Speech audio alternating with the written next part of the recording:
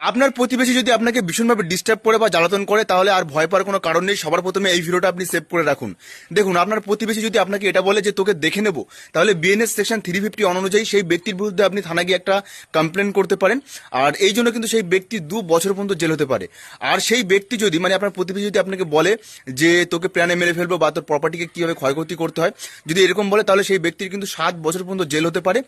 এমনকি আপনার প্রতিবেশী যদি 10-12 জন লোকজন জমায়েত করে তাদের সামনে যদি আপনাকে অপমান করে বা গালিগালাজ করে, তাহলে বিএনএস সেকশন 356 অনুযায়ী সেই ব্যক্তির 2 বছর পর্যন্ত জেল হতে পারে, যেটাকে ডিফেমেশন বা মানহানি বলা হয়।